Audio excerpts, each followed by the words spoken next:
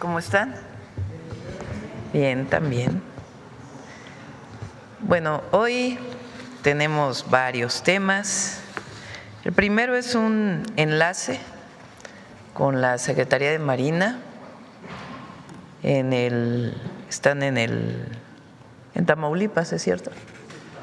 En Tampico, porque vamos a ver el hundimiento de un barco que después sirve como arrecife para fortalecer la biodiversidad en esa zona, y vamos a ver ese enlace. Después hay enlace de vivienda en Tabasco, y después el día de hoy es la primera presentación de Lolínea. Es un muy buen adelanto del auto que va a ser presentado el 7 de junio. Ya lo van a ver, lo van a tocar, van a poder estar ahí. Y hoy la secretaria de Ciencia, Rosaura Ruiz, la secretaria de Ciencia, Humanidades, Tecnología e Innovación, la doctora Celina Peña, que es subsecretaria de Desarrollo Tecnológico, Vinculación e Innovación, el maestro Javier Rafael Garayoa Guajardo, coordinador técnico del proyecto Línea, y Roberto Capuano, el director del proyecto Olínea. Nos van a presentar por primera vez el Olínea. Bueno, vamos primero a Tamaulipas, a Tampico. Almirante, buenos días. Gobernador, buenos días.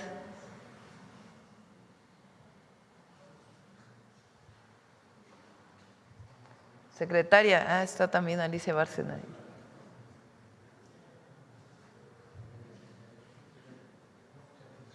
Latitud 25 grados, 14 minutos y a 97 grados, 7 minutos de longitud oeste. Vamos a hacer el hundimiento del buque Onyuko, que fue un buque de investigación oceanográfica de la Marina donado por el gobierno de Japón. Hoy nos acompañan la secretaria del Medio Ambiente y Recursos Naturales, el gobernador del estado de Tamaulipas, el embajador de Japón en México, para efectuar el hundimiento. Agradecemos el espacio que nos brinda esta conferencia del pueblo, y a su cuenta regresiva apretaremos el botón para hundir el buque si usted no tiene inconveniente. Adelante, almirante. Embajador, buenos días. Adelante. Empezamos. 3, 2, 1.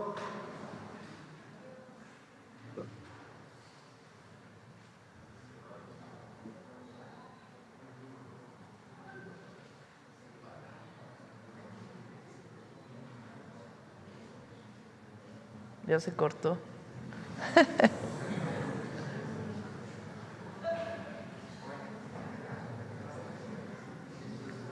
¿Por qué no nos platica, almirante, la importancia del hundimiento del barco mientras tanto? Le cedo la palabra al gobernador de Tamaulipas. Muy amable, presidente. Como siempre, presidenta, un gusto saludarla a usted con mucho aprecio, con mucho cariño desde las aguas del Golfo de México, sobre las costas tamaulipecas que tanta historia han contribuido a nuestra nación para mantenerla soberana, independiente, libre, y que nos da mucho gusto que ahora, siempre con el apoyo de la Marina Armada de México en nuestras costas, aparte de brindarnos seguridad, procesos de integración social, atención médica en áreas prioritarias, y ahora con esta nueva hundimientos que van a procurar estos arrecifes artificiales para beneficiar principalmente a los pescadores ribereños, pues nos da mucho gusto el que tengamos este gran apoyo de la Marina y que usted conoce también sobre el área de desarrollo del puerto del norte, el puerto de Matamoros. Así estamos siempre muy agradecidos con el gobierno federal que usted preside, presidenta, por el gran impulso que le está dando a la entidad de Tamaulipas para beneficio de México y de los mexicanos. Enhorabuena y un abrazo a todo México desde Tamaulipas. Buenos días, señora presidenta. Estamos aquí a bordo de la mar a punto, bueno, ya más bien se ha producido la explosión para el hundimiento del exbuque Onyuco para fortalecer el arrecife artificial de Tamaulipas. Agradezco al almirante Morales su invitación, saludo al gobernador con mucho cariño, al embajador Coso Fonsey, al almirante Lobato. Este buque de Onyuco sirvió para la oceanografía y la pesquería y hoy va a tener una función muy importante porque, como su nombre lo indica, Onyuco quiere decir lugar de morada. Y eso es lo que va a ser, un lugar de morada para los arrecifes, que son el corazón del océano, que albergan 25% de la biodiversidad marina, protegen costas de la erosión, sostienen pesquerías y son clave para el equilibrio climático. Aquí donde convergen la Laguna Madre y el Golfo de México, especies de flora, fauna como el pámpano, el peto, la sierra, el cazón, van a encontrar un nuevo hogar y eso será maravilloso, con un refugio para especies, un punto de regeneración ecológica y una oportunidad para restaurar nuestros ecosistemas, un nuevo refugio de biodiversidad. Así es que aquí estamos de la mano con el almirante Morales, siempre con la Secretaría de Marina colaborando en la descontaminación de este barco. Hemos hecho la evaluación de impacto ambiental y le decimos entonces adiós al Onyuco y que haga honor a su nombre, que se convierta en eso, lugar de descanso. Señora Presidenta, le informo que el buque ya se está prácticamente hundido, prácticamente ya se desapareció del mar. Este buque ha tenido su navegar, sirvió para dos grandes países, Japón y México, para convertirse hoy en arrecife artificial y refugio de la vida marina, para dar sostenibilidad, protección ambiental y fortalecer el poder marítimo nacional. Para la Secretaría de Marina, cuidar el océano es una decisión estratégica, siguiendo sus instrucciones, porque no nada más es la defensa de la nación, sino también hay que proteger nuestros recursos naturales. Por ello, este acto, señora Presidenta, representa mucho más que el hundimiento, representa la visión de un país que transforma el acero en vida, que entiende que desarrollo y sostenibilidad deben avanzar juntos, que reconoce que proteger el mar es proteger el futuro de México. Muchas gracias. Gracias, señora Presidenta. Para cerrar, si usted lo autoriza, proyectaremos un video del sistema. Gracias, almirante.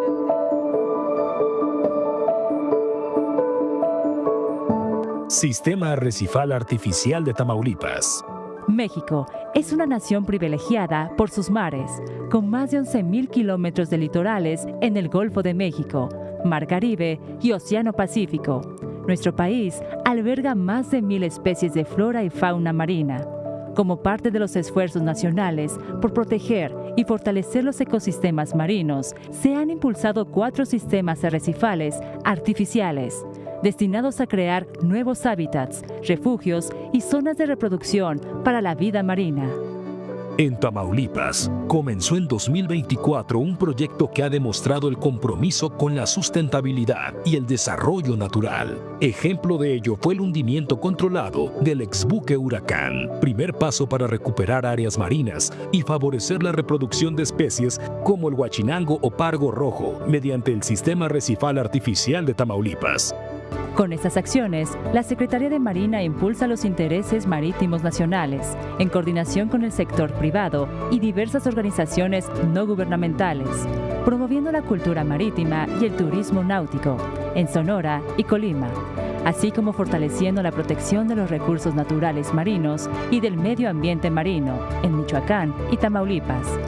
Ahora, el Sistema Arrecifal Artificial de Tamaulipas recibirá al exbuque ARM Onyuco, construido en Japón en 1977 y donado por esa nación a México en 1978, en un gesto que fortaleció la relación bilateral y la cooperación marítima entre ambas naciones. Posteriormente permaneció en el servicio activo de la Armada de México desde 1980 hasta 2022, dedicado a tareas de exploración y estudio de los mares mexicanos para comprender mejor su riqueza. Antes de su hundimiento fue sometido al retiro de equipos y a un proceso de descontaminación supervisado por autoridades ambientales, con el fin de garantizar que no represente un riesgo para el ecosistema marino. El hundimiento se llevará a cabo de manera controlada, mediante 4 vías de agua distribuidas a lo largo de las bandas de babor y estribor, generadas por cargas de corte lineal que serán activadas de forma simultánea mediante un dispositivo remoto por radiofrecuencia, permitiendo que el casco descienda hacia su nuevo hogar. Una vez bajo el agua, su estructura dará origen a un nuevo ecosistema. Así, el legado del exbuque Onjuco continuará desde las profundidades, transformando el acero en refugio y su historia en futuro. Muchas gracias, almirante. Gracias, gobernador, Alicia, embajador. Muchas gracias. Muchas gracias, señora presidenta. Gracias. Vamos al siguiente enlace de vivienda y luego ya vamos con Olinia.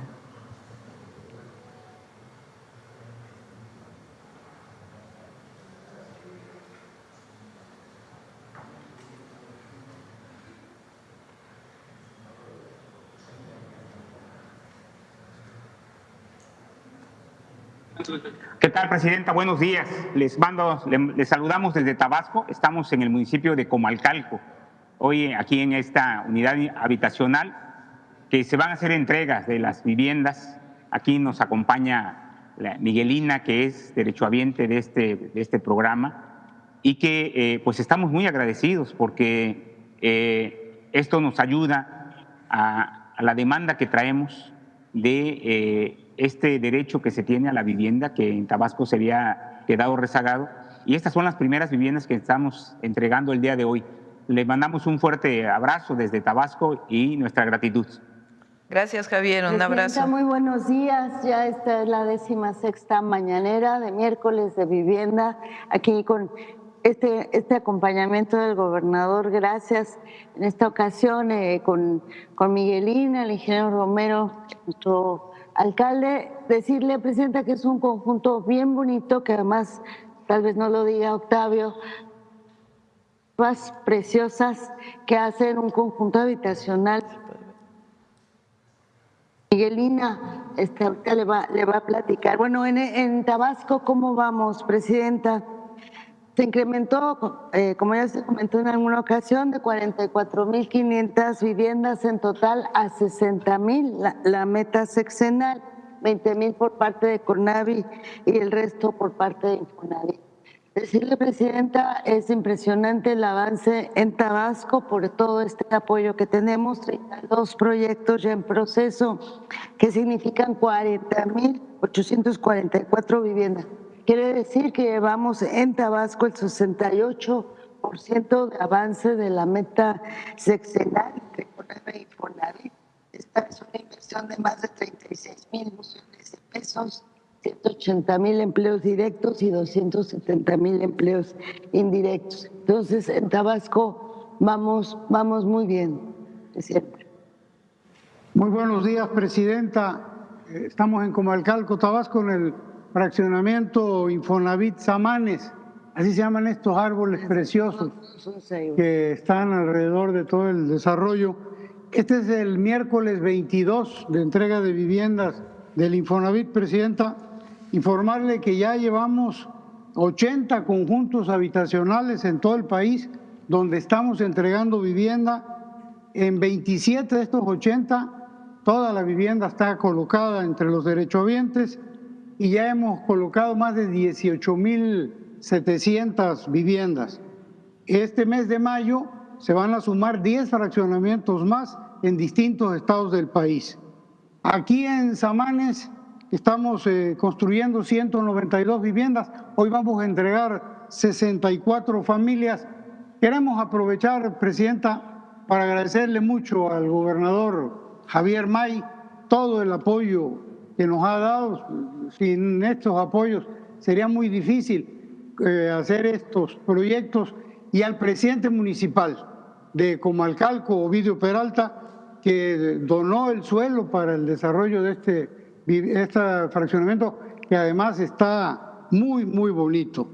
Se encuentra con nosotros, ya decíamos, la señora Miguelina de la Cruz, y si no tiene inconveniente, presidenta, procederíamos a entregarle su vivienda. Adelante. Miguelina.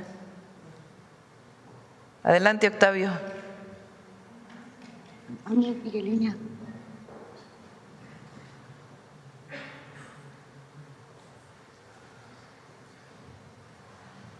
Abrina.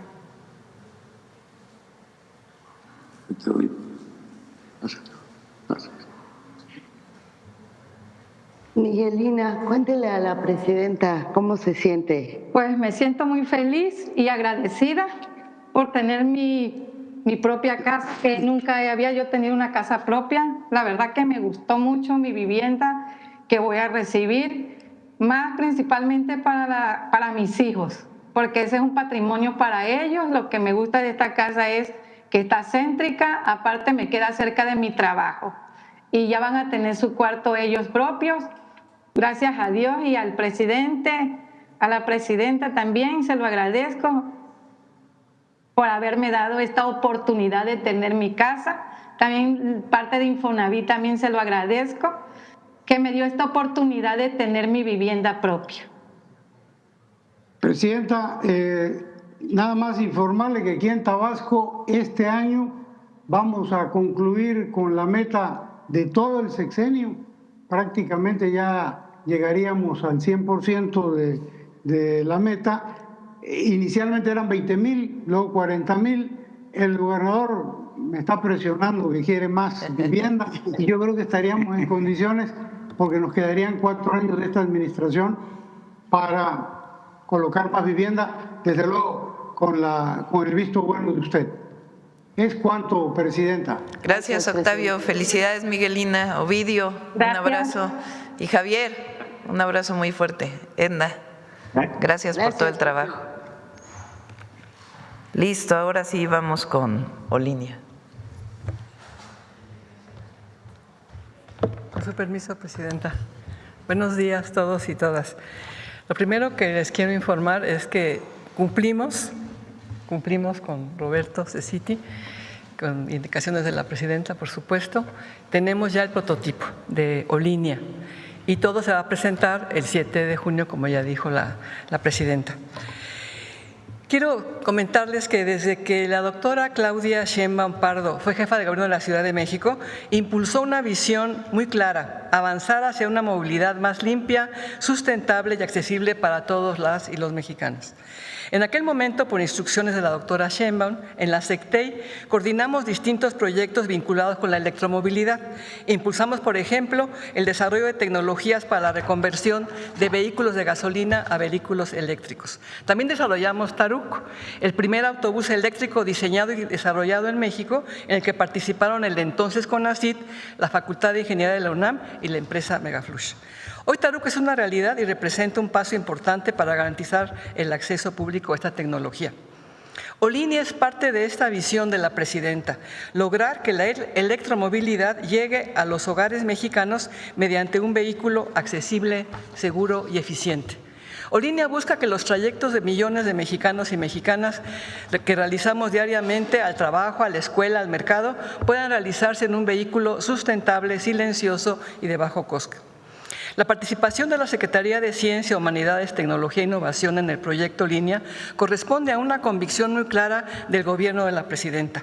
La ciencia, la tecnología y la innovación son elementos fundamentales para el desarrollo económico y la soberanía tecnológica. Presidenta, como usted sabe, detrás de un vehículo eléctrico existe una enorme cantidad de avances de conocimientos científicos. Las baterías son, por decirlo así, el corazón de un vehículo eléctrico. Su funcionamiento se basa en la electroquímica, que estudia cómo ciertas reacciones químicas producen electricidad. Lo mismo los motores que funcionan gracias al electromagnetismo. Por ello, desde el inicio de este proyecto, la presidenta Sheinbaum Pardo nos pidió involucrar a instituciones educativas y científicas como el Tecnológico Nacional de México, el Instituto Politécnico Nacional y los centros públicos de investigación que coordina Cecchiti. Hoy se han incorporado otras instituciones. Actualmente, científicos e ingenieras de estas instituciones trabajan de manera conjunta en el diseño de este vehículo. En este trabajo colaborativo quiero destacar la coordinación de Roberto Capuano y Rafael Garaoya, quienes han conformado un excelente equipo de trabajo, articulando una visión empresarial con capacidades científicas, tecnológicas e institucionales. Algo muy importante en México, esta relación también con las empresas y con las capacidades de las instituciones de investigación mexicanas. Olinia, como los demás proyectos estratégicos de desarrollo tecnológico e innovación, y también, por cierto, de humanidades, parten de una pregunta fundamental. ¿Qué papel queremos que México desempeñe en las grandes transformaciones científicas y tecnológicas, además sociales, del siglo XXI? Muchas gracias. Te voy a explicar, Roberto. Gracias, presidente. Roberto.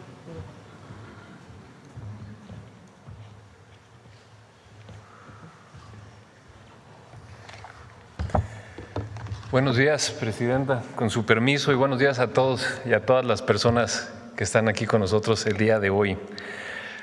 Antes de hablar de nuestro vehículo, lo cual voy a hacer en un momento, quiero empezar por explicar y compartir una decisión que está detrás de Olinia, porque durante décadas México ha sido un país que ensambla vehículos para el mundo. De hecho, estamos entre los 7 fabricantes más importantes del mundo. Está China, Estados Unidos, Japón, India, Corea del Sur, Alemania y México. Esos son los 7 países más importantes del mundo en la fabricación de vehículos, y todos ellos, salvo uno, tiene una marca nacional.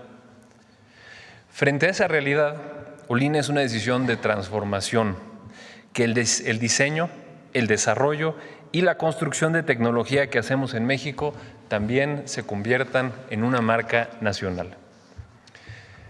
Desde que anunciamos el proyecto en enero del 2025, esta decisión se ha convertido en un trabajo continuo que lleva más de 18 meses en ejecución.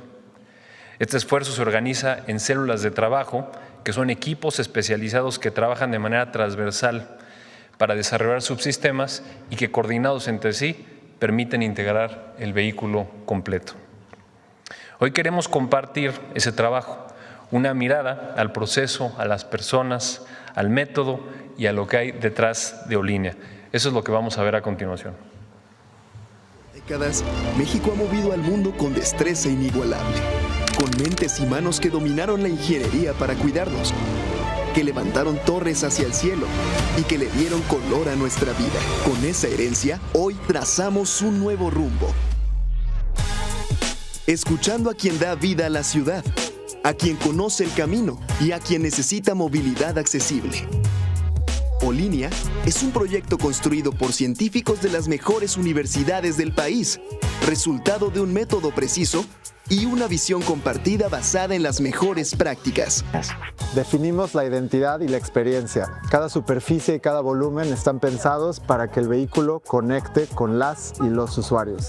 Desarrollamos el chasis y la arquitectura física para superar las pruebas de seguridad y de desempeño.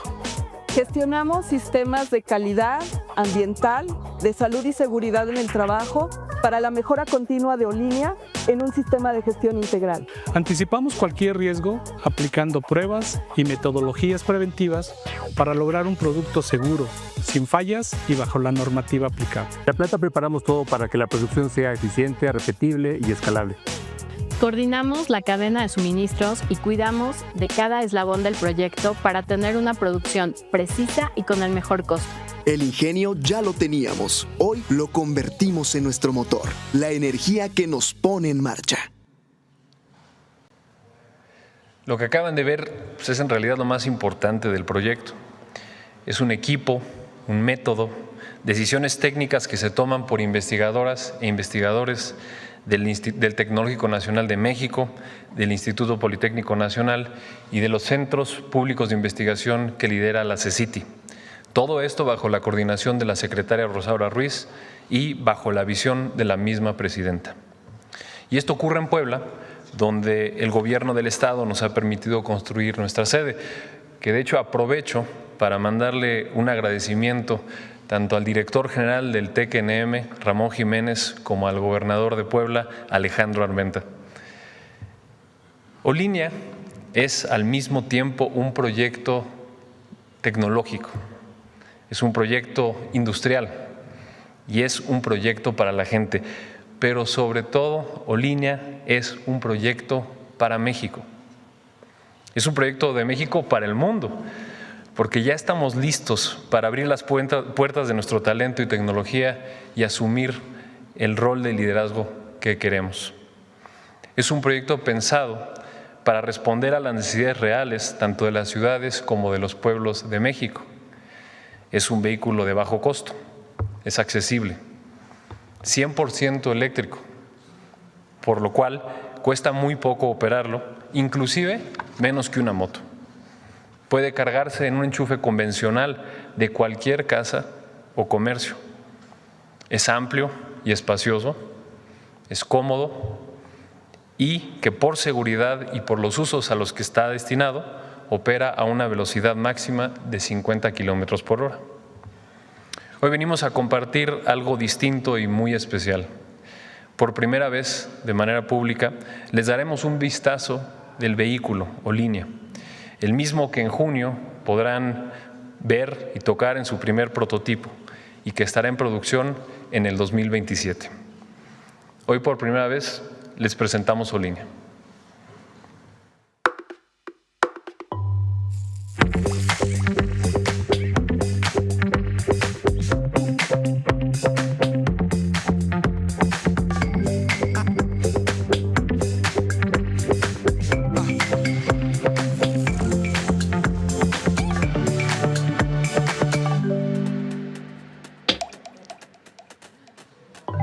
¿Otra vez?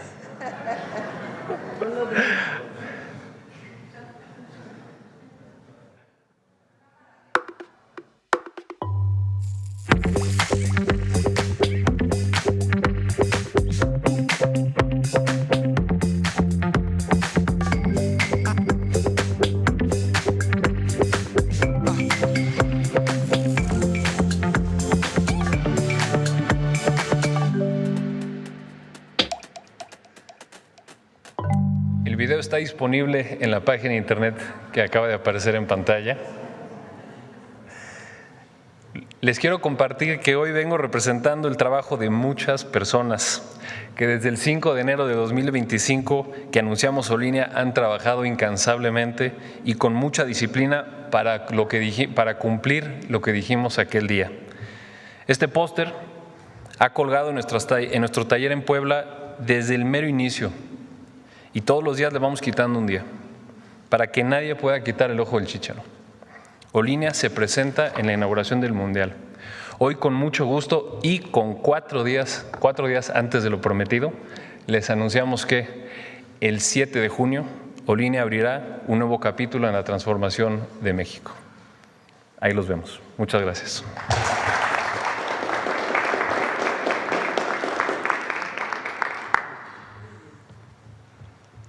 Es un trabajo muy intenso de más de 80 académicos, técnicos mexicanos, mexicanas, que trabajaron intensamente, muchos de ellos de distintos lugares del país, se concentraron en Puebla, en la sede del Tecnológico Nacional de México, y ahí estuvieron trabajando días y días, meses, para tener el diseño.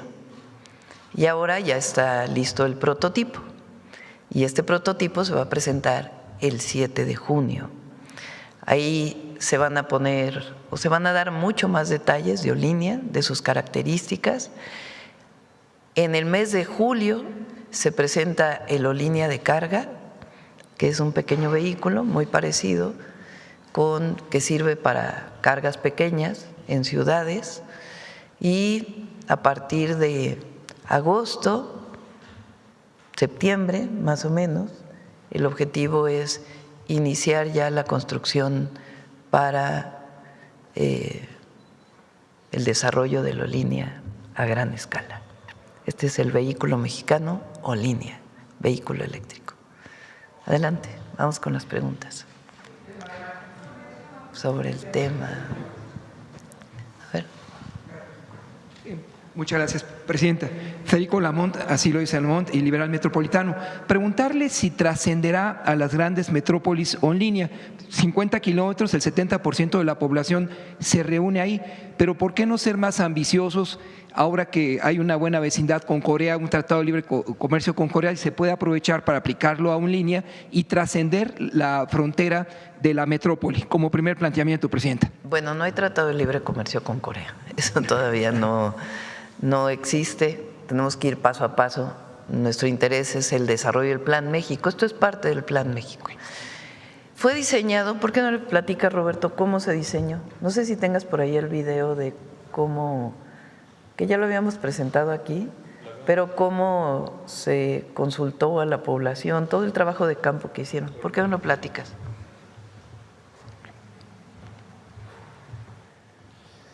El vehículo línea lo empezamos a desarrollar con un lienzo en blanco. Nosotros sabíamos que queríamos desarrollar un mini vehículo eléctrico que sirviera a nuestra población. Entonces, lo que hicimos fue empezar a salir a las ciudades y a los pueblos del país a entender cómo se mueven las personas aquí. Nos encontramos, para los que vivimos en la Ciudad de México y ubicamos zonas como la Magdalena Contreras, como Tlalpan, como la Gustavo Madero, donde existen muchos trayectos de taxis locales. La gente llega al metro o desde el autobús y llega a sus casas en trayectos cortos de taxi. También conocemos el mototaxismo, que es prevalente en casi todo el país. Lo que queremos encontrar es una solución que funcione para encontrar una solución a esos problemas de movilidad urbana que actualmente el mercado no ofrece una solución.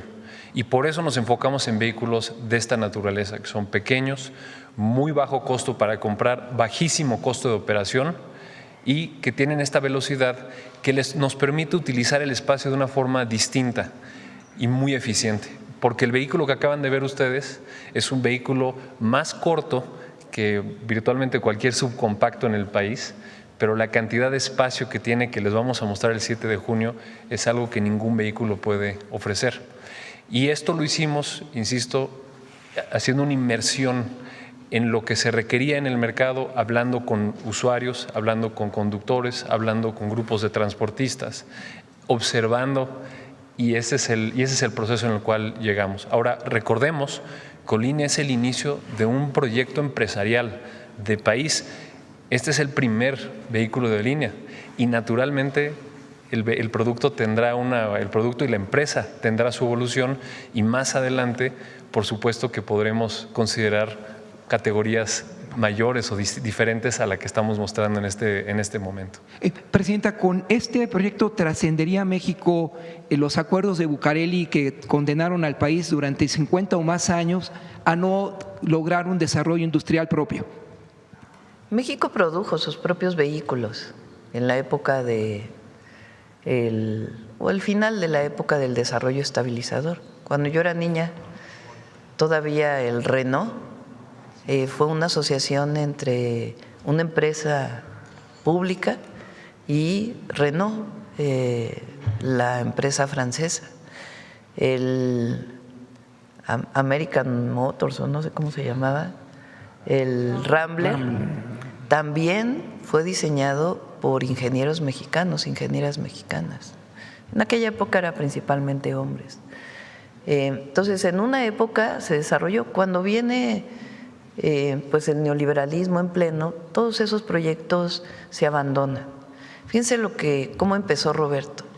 7 países en el mundo son los que más producen vehículos, empezando por China, Estados Unidos, Japón, Corea, India, Alemania y México. Estados Unidos, Alemania, India, China, Corea, Japón tienen marcas propias. México no. México solamente arma los vehículos. Entonces el objetivo es tener una marca propia. ¿Qué tipo de vehículo? Un vehículo accesible para la población mexicana. Un vehículo que sea más barato, un vehículo eléctrico que no contamine y un vehículo que permita ir por cualquier pueblo con calles angostas en nuestro país. Entonces está diseñado para México, para las ciudades o para los pueblos. Es eléctrico porque va a costar mucho menos su operación que un vehículo de combustión interna. Y además fue diseñado, todo su diseño se basó en preguntas, consultas a mexicanas y mexicanos que se transportan en mototaxis o al chofer del mototaxi, de tal manera que sea accesible tanto para transporte público, es decir, un pequeño taxi, puede subir una silla de ruedas, puede haber paquetes que se lleven en el lugar y que caben dentro del vehículo, y sobre todo está diseñado para México. El objetivo es, ya que está el diseño, mantener este equipo de investigación. No es que haya hecho el Olínea y ya cada quien se va a su casa. No, la idea es que esto trascienda. Es un equipo de investigación que se va a mantener, que va a seguir desarrollando con su ingenio, con su creatividad, nuevos modelos de Olínea, y que esto se vincule con las instituciones públicas de educación, de tal manera que haya carreras de electromovilidad que ya existen en algunas universidades, que se vinculen con el desarrollo de vehículos y que no solamente es el estudio para trabajar en otros lugares, sino para trabajar en el desarrollo de vehículos eléctricos en México. Es un proyecto muy ambicioso, pero la verdad es que ha sido muy bien coordinado por Rosaura, por Roberto, con un equipo extraordinario de jóvenes investigadores, mujeres y hombres, que han dedicado días y días y días de tiempo completo en células de investigación distintas para poder generar este vehículo. Finalmente, Presidenta, ¿la planta de producción o el diseño se quedará o no en Puebla? Es parte, la de fabricación de baterías, sí. Al principio, pues una parte será importada, porque no hay cadena de producción en México. El objetivo es que lo que se empiece a importar poco a poco vaya siendo sustituido por la producción nacional, porque actualmente para el vehículo línea no todo es fabricado en México, algunas partes van a ser importadas y después se van a generar las cadenas de producción en nuestro país. Concluyendo, el titular de los Centros Tecnológicos de México, el doctor Jiménez, y sus educandos estarán en capacidad para incorporarse a estos proyectos. Sí, ahí hay carrera de electromovilidad también en el Instituto Politécnico Nacional. En Puebla también, en la Universidad Autónoma de Puebla. Bueno, vamos por acá, a ver, de Puebla. Gracias, buenos días, Presidenta, y a todos los presentes. Preguntarle sobre esta regulación, ¿cómo va para tener este mini vehículo? Porque comentaba el director Roberto Capuano, bueno, el coordinador del proyecto, que estaban trabajando en esta nueva regulación de mini vehículo. Eso por una parte. Por otra parte, bueno, comentaba que ya las baterías, ya de hecho hay una fábrica en Puebla que va a empezar a fabricarlas. Y sobre esto, entiendo que las baterías de vehículos eléctricos, ¿cuánto tiempo duran y cuál es cómo se va a hacer para que no contaminen después, si se está pensando en un proyecto para que no haya tanta contaminación respecto a este vehículo o línea? Bueno, pues esas son mis preguntas respecto a este proyecto.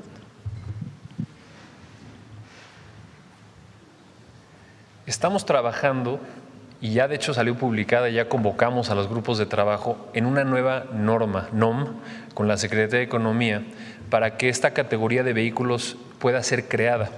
Estamos creando un nuevo mercado y una nueva categoría de vehículo. Es decir, nuestro vehículo, como lo acaban de ver en las imágenes, es un vehículo que no está alineado a propósito con la norma vehicular, que es la NOM 194. Nuestra norma va a crear una nueva categoría para vehículos urbanos de baja y media velocidad de esta naturaleza. Y eso nos va a permitir entonces operar bajo un marco normativo muy claro. Porque si hoy en día lanzáramos Olínea y lo quisiéramos emplacar, no lo podríamos emplacar ni como un coche ni como una moto. De hecho, los coches de esta naturaleza que vemos en las calles generalmente están emplacados como cuatrimotos, lo cual no es correcto. Esto lo que va a hacer es regularizar. Y la intención es que la norma pues, reciba comentarios públicos como cualquier norma, pero que estemos listos con la norma para la fecha de producción del vehículo. Que aclaro, la fecha de producción del vehículo empieza en el 2027. Nosotros empezamos ya a construir las herramientas, lo que se llaman los herramientales, a construir las máquinas. A partir de ahorita, echar a andar una línea de producción toma entre 12 y 15 meses y ese es el tiempo que nos va a tomar salir adelante con la producción. Les vamos a dar más información el 7 de junio. Ahora, sobre la batería, si me permite contestarle esa, porque es importante. También es información que vamos a dar de manera más detallada el 7 de junio. Pero nuestra batería la diseñamos nosotros, tanto el diseño como la electrónica. Y una de las ideas con la que desarrollamos la batería es precisamente para crear un producto que pudiera integrarse a la economía circular desde su diseño. Entonces, nuestra batería no solamente funciona para el vehículo, sino así saliendo de la línea de producción también funciona para el almacenamiento de energía, tanto de casas conectadas a la red como las casas que pueden utilizar paneles solares. Y cuando la batería termina su vida útil, así saliendo del vehículo, así tal cual, con una modificación menor en su carcasa, se puede utilizar para almacenamiento de energía. Eso quiere decir que una batería de litio puede llegar a tener una vida de más de 25 años antes de que sea desechada. Cuando sea desechada, tenemos en Sonora una planta de reciclaje de baterías. Entonces es un proyecto pensado en cómo podemos darle mayor uso y mayor aprovechamiento a la batería. Hoy en día, si alguien quiere sacar una batería de un coche eléctrico, es bien difícil darle un segundo uso porque no está creada para tener dos usos. Nosotros sí la diseñamos con dos usos en mente. Gracias. Y ya la producción va a ser a partir de 2027. Todavía no se tiene la empresa privada, digamos, con la que se van a asociar y dónde se estaría produciendo este vehículo o línea. Nosotros llevamos ya trabajando en el proceso de industrialización, como le llamamos, desde hace meses. El prototipo es el final de la primera fase, pero se traslapa con la segunda, que es la parte de la industrialización. Tenemos varias conversaciones activas con diferentes jugadores en el país, industriales, para que podamos nosotros subirnos o beneficiarnos del gran conocimiento que hay en México en la construcción de automóviles y que podamos lograr esta línea de tiempo que les acabo de describir. Una persona en la industria automotriz que escuche la línea de tiempo que les acabo de dar se sentiría muy sorprendida porque generalmente toman de 2 a 3 años en construir estas líneas. Nosotros lo podemos lograr en 1 por la complejidad porque la complejidad de nuestro vehículo es distinta, pero porque nosotros podemos subirnos ya a un ecosistema que sabe hacerlo de manera rápida y creíblemente podemos lograrlo en 1 año. De igual manera como en enero nos decían que era imposible tener el prototipo en 15 meses, pues finalmente lo logramos porque lo trabajamos de una manera muy efectiva y muy eficiente con base en todo lo que está disponible para nosotros aquí. Pero digamos aún no se tiene dónde se va a fabricar ya todo el vehículo, ¿en qué estado? En esas estamos y lo vamos a compartir tan pronto sea prudente, porque el producto, como suele pasar a veces con los vehículos, se puede producir inclusive por partes. Una parte se puede producir en una planta, que luego se va a otra planta a terminar de ensamblar. Y les queremos dar la información completa. Como acaba de mencionar la presidenta, sabemos que la planta de baterías, esa sí va a estar, ya la tenemos hasta ubicado el predio. El vehículo completo lo vamos a comunicar tan pronto terminemos de armar nuestro rompecabezas. Y solo la última pregunta, Roberto, si me permite, ¿se tiene ya una proyección de cuántos vehículos podrían estar produciendo? Porque suena muy interesante, que está muy adaptado este vehículo para el mercado mexicano. ¿Ya hay algún tipo de proyección a partir de la producción? ¿Con cuánto van a iniciar? Sí. Nuestra línea va a arrancar con una capacidad de producción de 20,000 unidades y la vamos a llevar a una capacidad de 50,000 unidades en 4 años. Es importante que estamos diseñando para 50,000. Las líneas de producción pues toman un tiempo para ir escalando su capacidad, pero nuestra meta es que esta primera línea tenga capacidad de producir 50,000 vehículos. Y es un vehículo que tiene un mercado muy interesante, no solo en México, sino en otros países de Latinoamérica. De hecho, nuestro mercado más interesante de exportación no está al norte, sino al sur, porque la forma en la que nos movemos en México se parece mucho a cómo se mueve la gente en Perú, en Colombia, en Chile, en Argentina, en Nicaragua, en Guatemala. Y de hecho, hemos tenido ya acercamiento con varios de estos gobiernos que nos expresan interés en el vehículo que les hemos mostrado porque también es una necesidad o sea, esta necesidad que tenemos de vehículos de bajo costo operativo, que sean pequeños, compactos, que se maniobren bien en calles angostas, pues es una necesidad bastante común en América Latina y en África. Gracias. Gracias.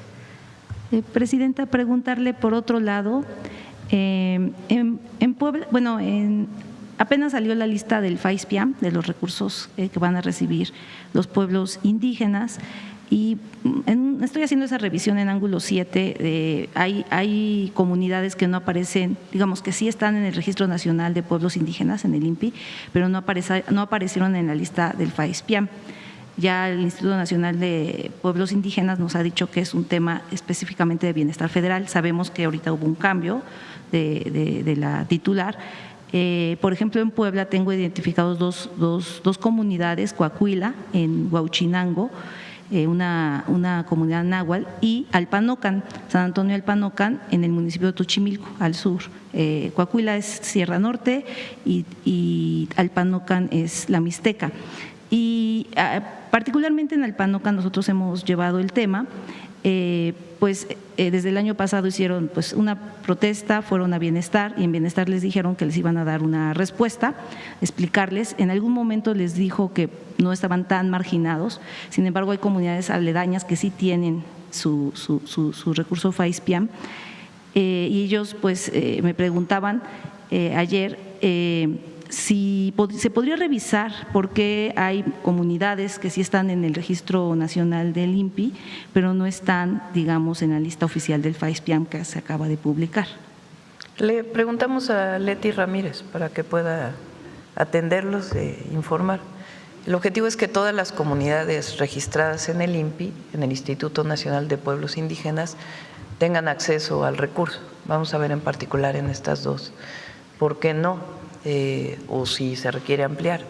El año pasado, el cambio en la titular no tiene nada que ver con algún cambio, se mantiene la planeación que venía desde que estaba Ariadna y ahora con Leti, no es que haya habido cambios en la planeación. El año pasado se incorporaron comunidades que originalmente no estaban integradas, entonces en el caso de estas dos comunidades le pedimos a Leti que junto con Adelfo lo revise. Muchas gracias, Presidenta. Y la última pregunta, estaba entre dos, pero bueno, voy a hacer la que es más coyuntural. Sobre este control de Chilapa que ya, bueno, esta recuperación que hizo el Gobierno federal con esta estrategia para evitar la violencia frente al grupo delictivo de los ardillos, ¿cómo se garantizará o cómo se está garantizando que las personas desplazadas regresen a sus hogares, digamos, sin temor a ser víctimas de estos ataques, y que siguen esta estrategia de seguridad para neutralizar este grupo en esta comunidad y otras aledañas, por ejemplo, incluidas de otros estados como Puebla o de otros grupos que también suelen tener pues incidencia o violencia en las comunidades? ¿Qué sigue pues en esta estrategia para neutralizar este tipo de grupos? El día de ayer se trasladó, estuvo desde la mañana, bueno, desde el día anterior la Secretaria de Gobernación atendiendo junto con la gobernadora. Hoy tuvimos un enlace con ellas, están en Chilpancingo, se van a trasladar hoy mismo a la comunidad y a las comunidades para poder revisar personalmente la situación en la que están las personas.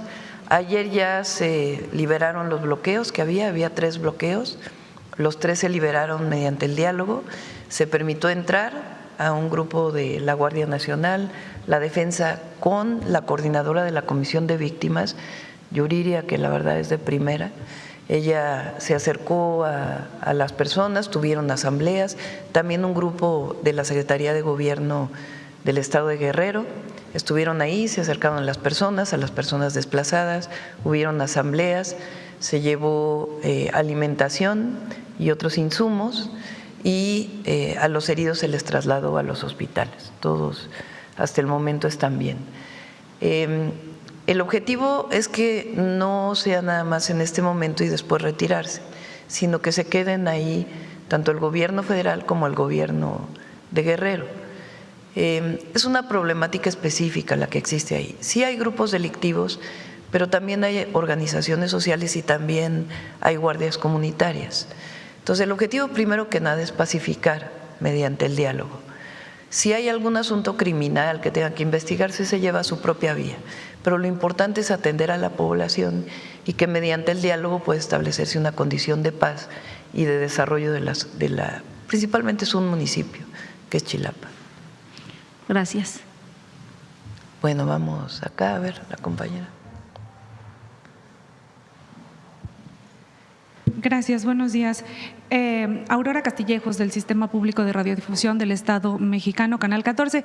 Presidenta, preguntarles si ya tienen los costos de O-Línea para el público, cómo se está pensando, o si ya se tiene. Nada más que Roberto quiere anunciarlo el 7, el 7 de junio.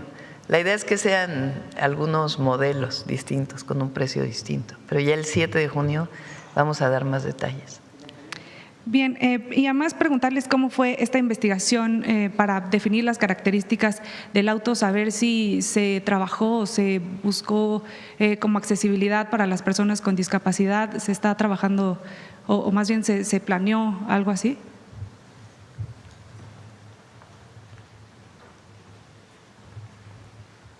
Para salir a desarrollar este vehículo, lo que hicimos, insisto, empezando con un lienzo en blanco, utilizamos una metodología que se conoce como pensamiento de diseño, y esto implica observar a la gente, entrevistarla y vivir la experiencia de las personas a las que se les quiere diseñar un producto o un servicio.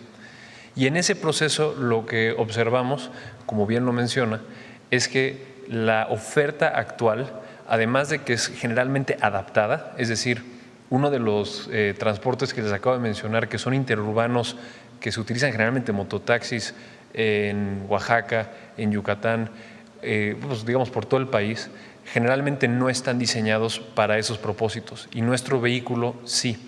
Y una de las cosas que nos dimos cuenta también es que más de la mitad de los trayectos de lo que se le conoce como última milla, que son estos trayectos cortos, interurbanos o adentro de la ciudad, son lo que se le llama movimientos de cuidado.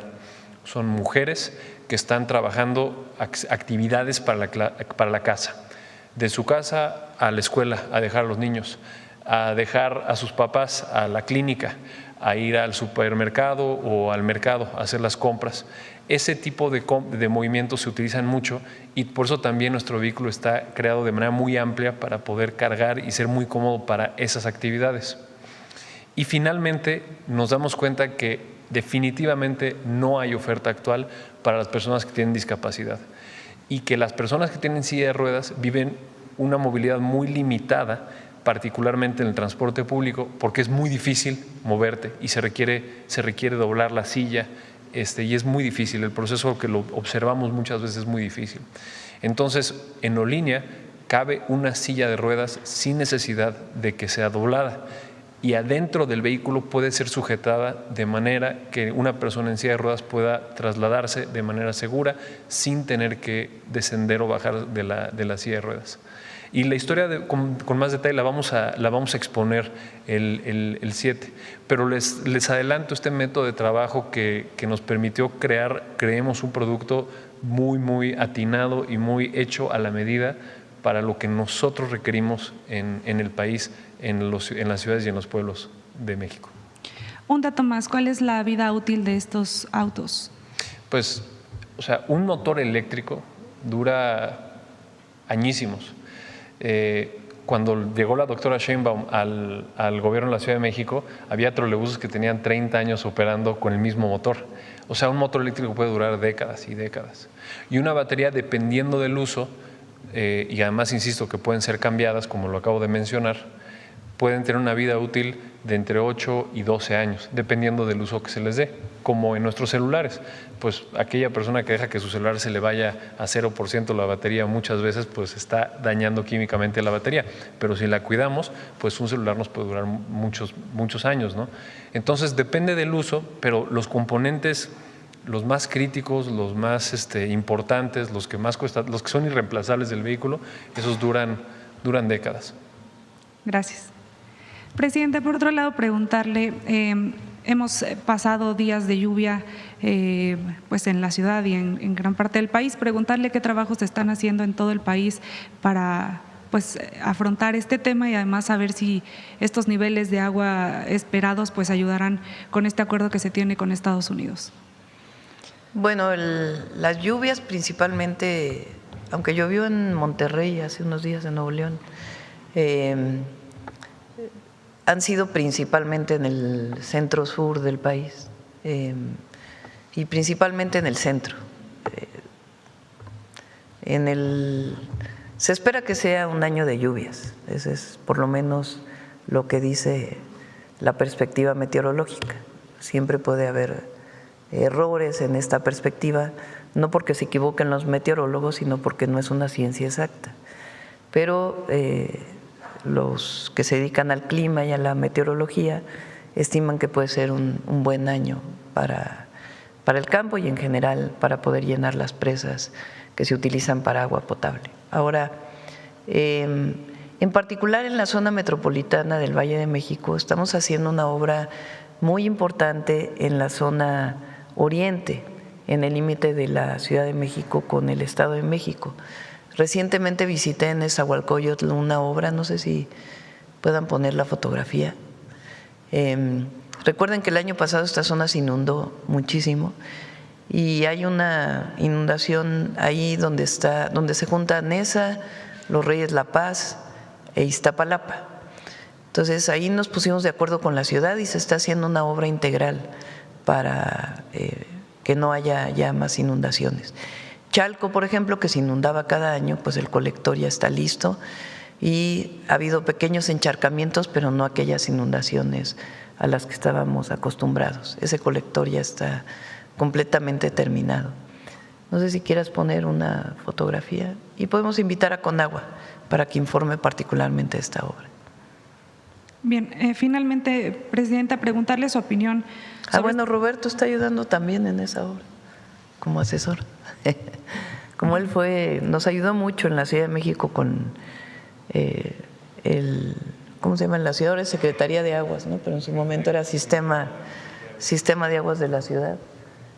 No, pero ese es el de Chalco, es el de Neza. Bien, finalmente preguntarle su opinión sobre la información que se dio a conocer ayer por la Fiscalía de Chihuahua, en la que reconoció la presencia de 2 personas extranjeras que se integraron a este convoy que participó en el operativo antinarcóticos en la Sierra Tarahumara. Incluso se señaló que en algún momento previo a una de estas personas portaba un arma en las inmediaciones de la propia Fiscalía. Sin embargo, también en un mensaje posterior, la gobernadora Maru Campos insistió en que ella no estuvo enterada. ¿Cuál es su opinión sobre estos hechos en Chihuahua, Presidenta?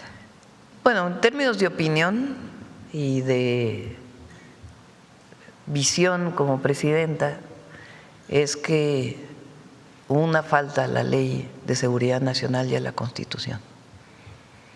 ¿Quién va a determinar quién tuvo esa falta? La Fiscalía General de la República. La Fiscalía del Estado de Chihuahua está haciendo su propia investigación, pero la Fiscalía General de la República está llevando a cabo una investigación profunda, en donde está entrevistando a muchas personas de la Fiscalía y de otras áreas del gobierno de Chihuahua. Y ya tendrá que informar en su momento la Fiscalía cuáles son pues, los avances de su investigación. Le agradezco. Buen día a todas y todos. Vamos a ver.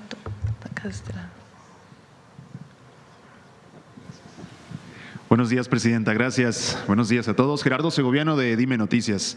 Presidenta, hablando del proyecto O-Línea, ya sabemos que proyectos del Gobierno de México, ligados al Gobierno de México, voltean a ver a ciertos sectores de la población para darles a lo mejor algún beneficio extra. A lo mejor me estoy adelantando, pero quiero preguntarle si el proyecto O-Línea tendrá financiamiento especial para jóvenes o taxistas u operadores de plataforma o algo por el estilo. Todavía no llegamos hasta ese punto.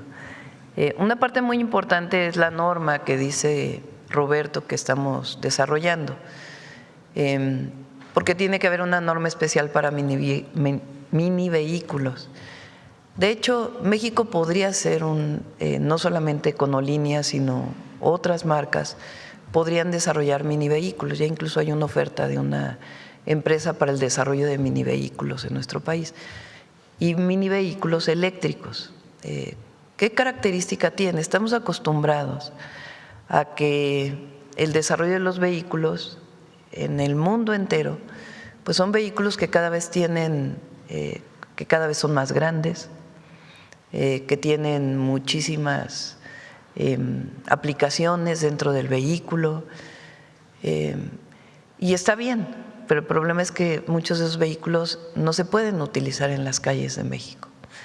Entonces el minivehículo y particularmente el minivehículo eléctrico puede ser una gran opción para el país y nosotros estamos dando el paso con el desarrollo propio de un vehículo de marca mexicana que puede asociarse para su producción con alguna otra empresa, pero que tiene que tener una parte pública en donde haya regalías para lo público de tal manera que pueda seguir la investigación y el desarrollo de los minivehículos eléctricos en nuestro país.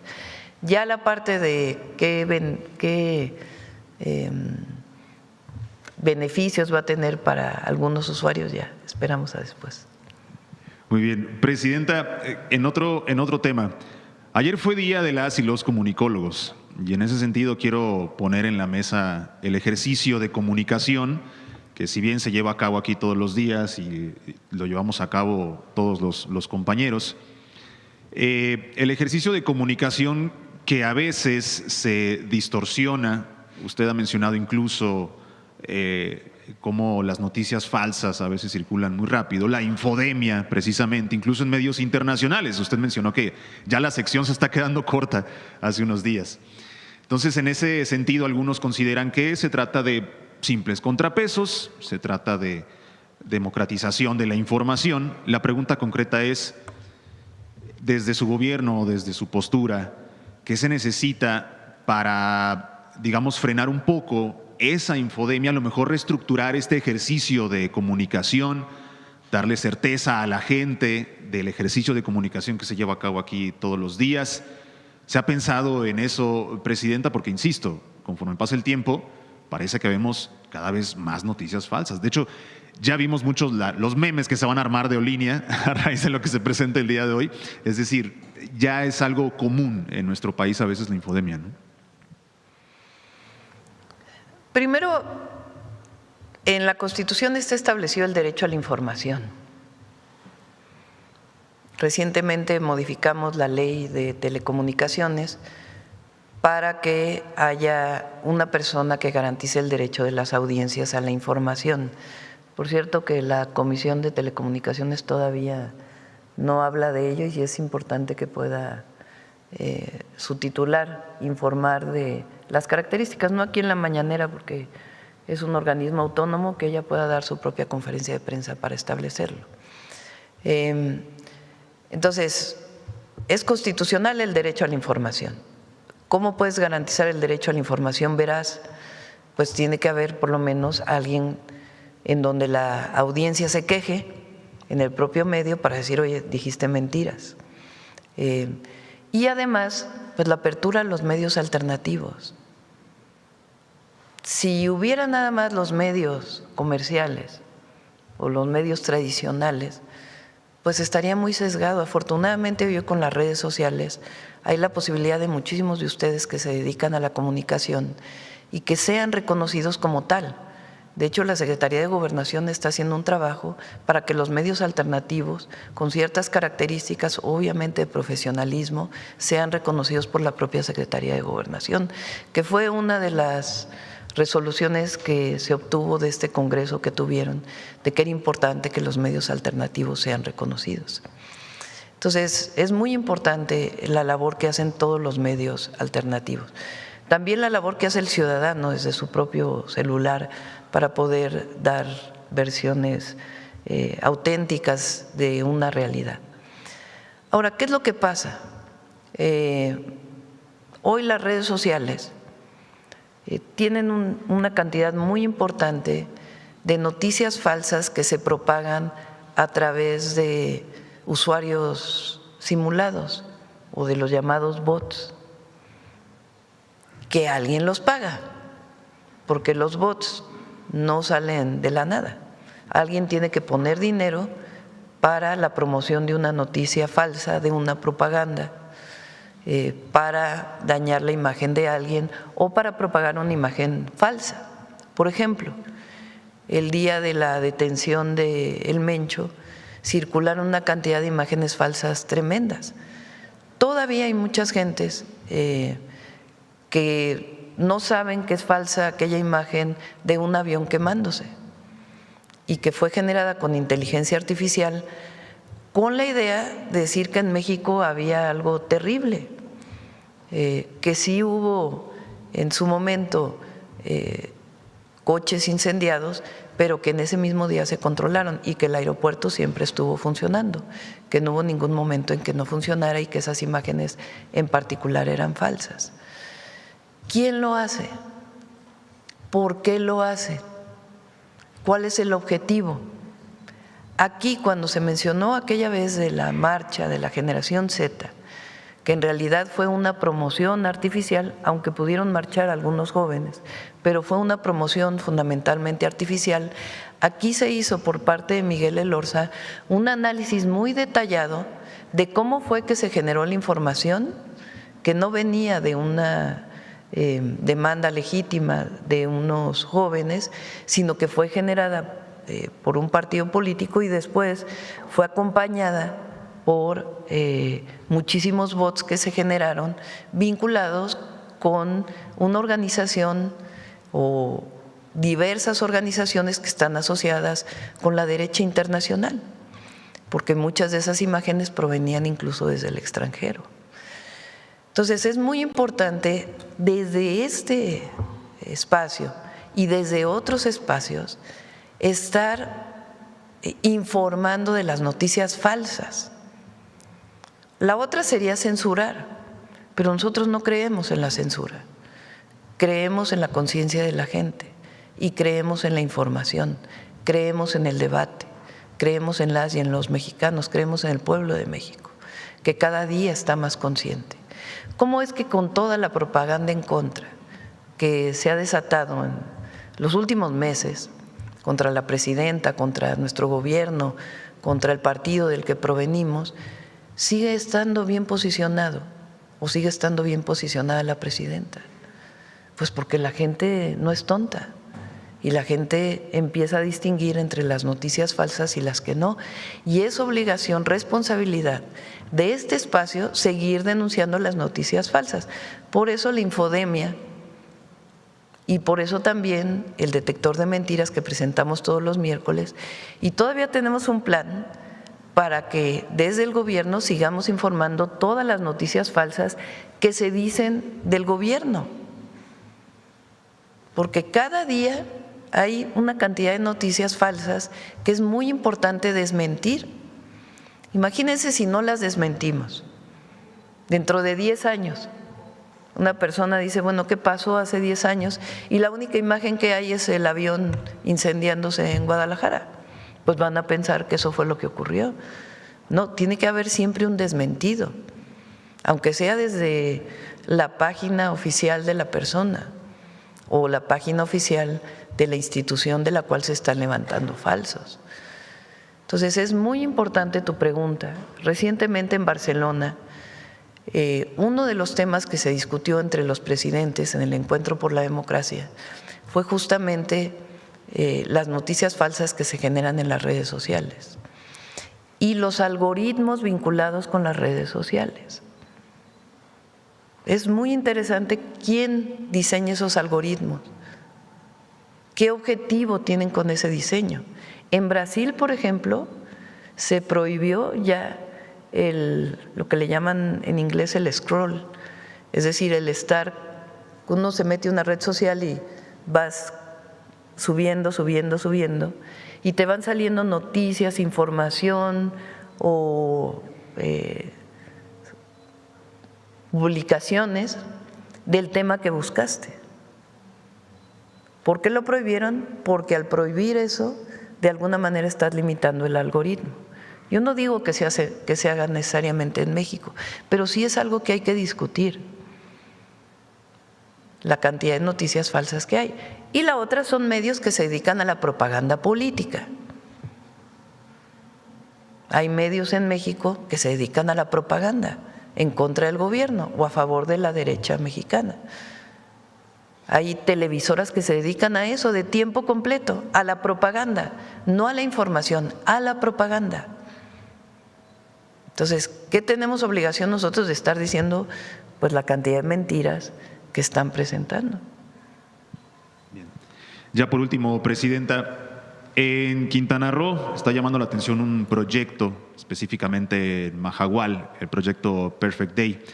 Ayer el gobierno de Quintana Roo lanzó un comunicado respaldando la postura de Semarnat, es decir, no se avanza hasta que se verifique la manifestación de impacto ambiental y todo lo que se tenga que revisar para evitar precisamente un impacto negativo al medio ambiente allá en Majahual. Preguntarle concretamente, Presidenta, su postura respecto de este proyecto y pues hacer énfasis en que una vez más vemos a un grupo empresarial, en este caso extranjero, pues vaya planeando proyectos a costa del medio ambiente.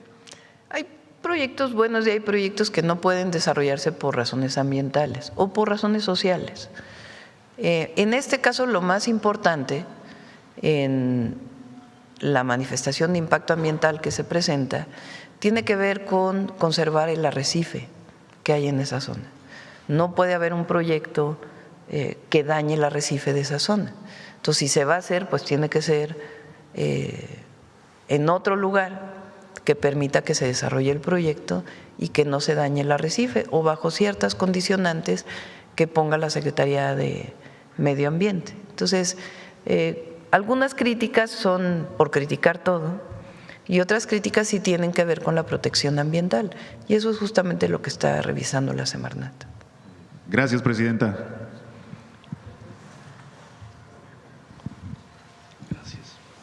Buen día, Presidenta. Manuel Pedrero, de los Reporteros MX. Permítame cambiar abruptamente de tema con el teléfono descompuesto que hubo ayer en relación a una publicación que hace CNN y que posteriormente responde el secretario Harfuch. Básicamente, a grandes rasgos, es la presencia de agentes de la CIA y el Gabinete de Seguridad se rechaza la idea de que alguno de ellos esté operando en los eventos ocurridos en el Estado de México. Ahora, hay algunas partes que creo vale la pena se esclarezcan con firmeza. Por ejemplo, CNN, sin empacho, cita directamente al fiscal del Estado de México como fuente directa. Una de las preguntas sería si ya la Fiscalía del Estado de México se puso en contacto con ustedes para ya publicó aclarar esto. Ayer el fiscal del Estado de México que es falso lo que viene en la nota. Fíjense nada más. O sea, CNN, supuestamente un medio reconocido internacionalmente, publica una nota realmente sensacionalista,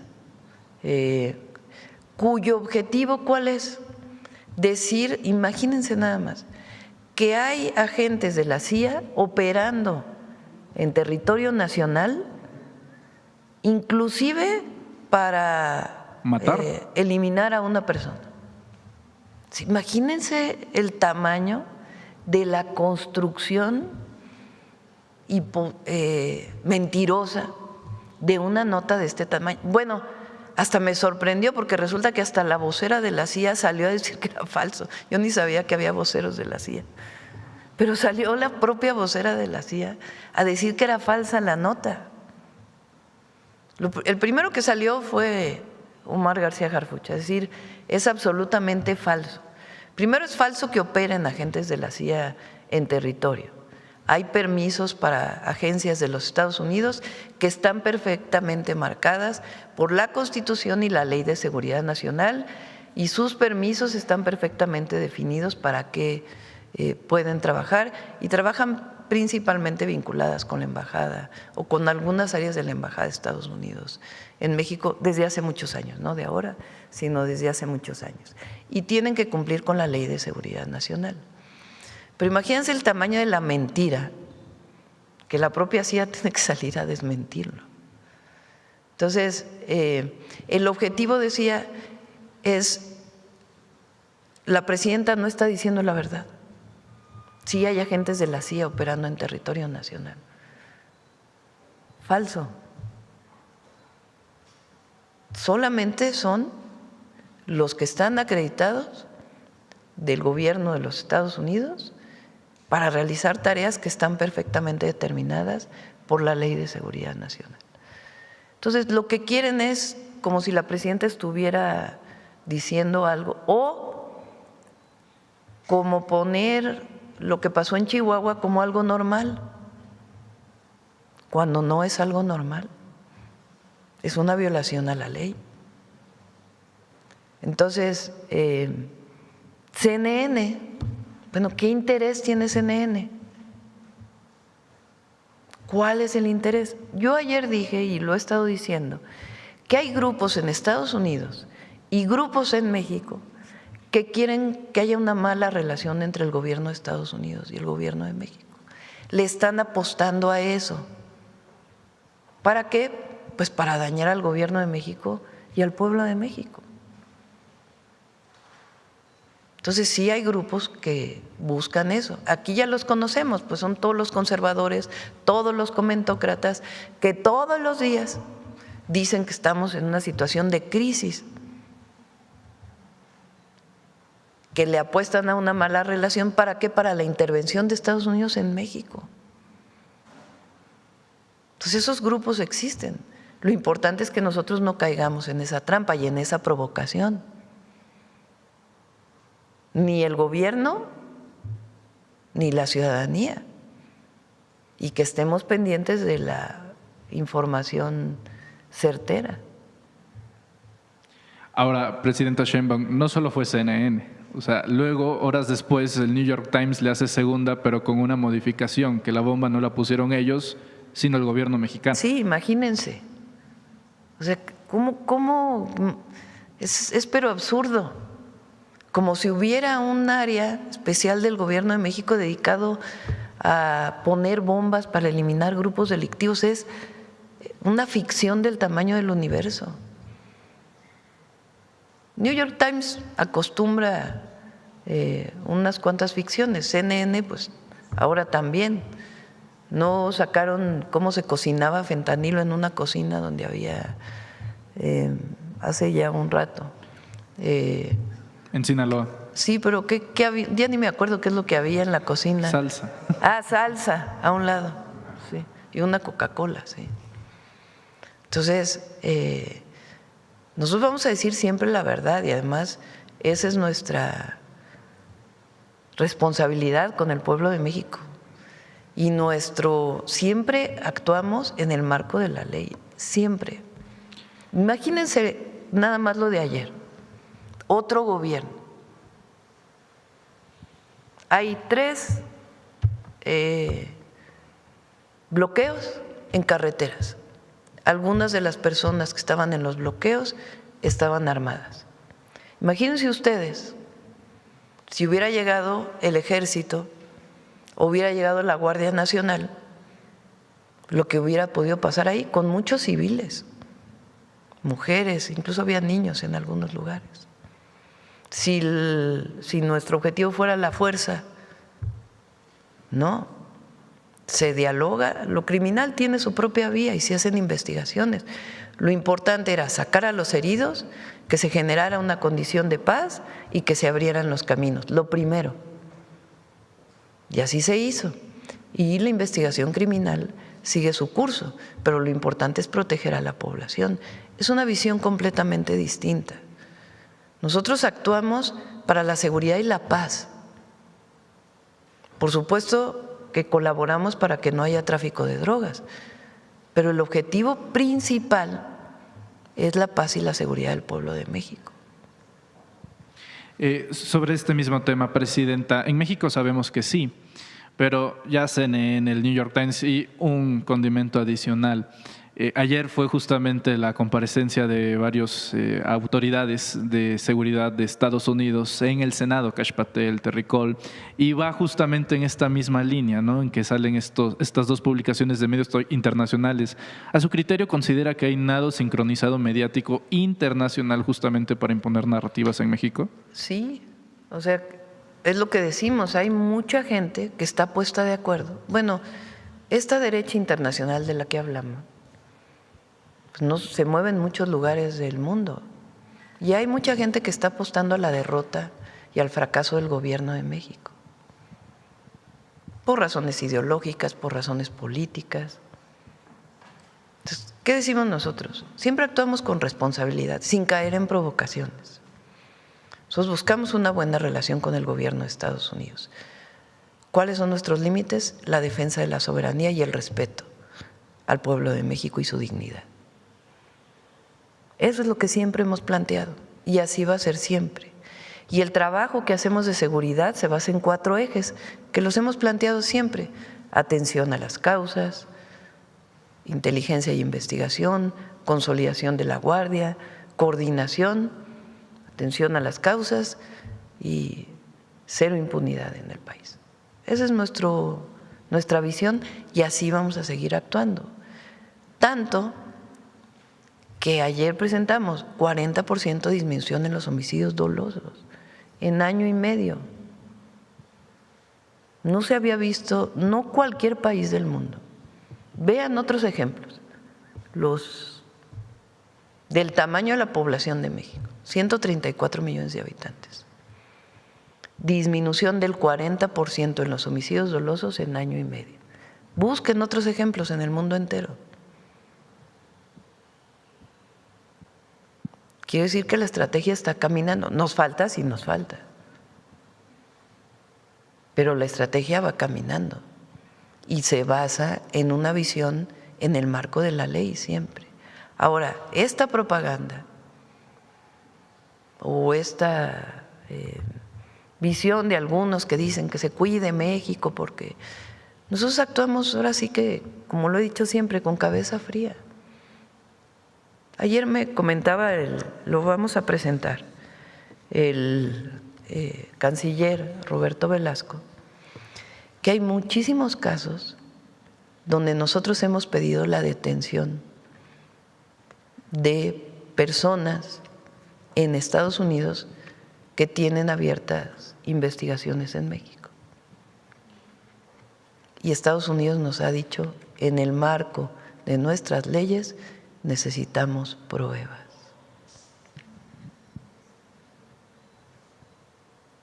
Les voy a dar un caso, el caso que personalmente le pedí al Departamento de Estado, caso Ayotzinapa,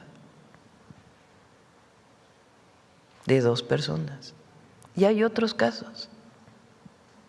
Entonces, ellos saben y nosotros sabemos que todo tiene que ser en el marco de respeto y de las leyes de ellos y de las leyes de nosotros. Nosotros estamos pidiendo que se extradite, por ejemplo, a 2 personas que tienen doble nacionalidad vinculadas con el huachicol fiscal y que son muy importantes en la investigación, empresarios que son los que, entre otros, armaron la red para poder introducir combustible de manera ilegal al país. Todavía no tenemos respuesta. Entonces, podemos decir, bueno, pues esto ya es conflicto. No. Nosotros no queremos siempre una buena relación con el gobierno de Estados Unidos. ¿En qué marco? El respeto a nuestra soberanía, el respeto a nuestras leyes, el respeto a nuestra Constitución y la defensa e integridad de nuestro territorio y la dignidad del pueblo de México, como iguales, nunca subordinados, nunca bajando la cabeza. Presidenta, por último, voy a tratar de ser lo más sintético posible porque va relacionado al caso Chihuahua y quiero ir cronológicamente.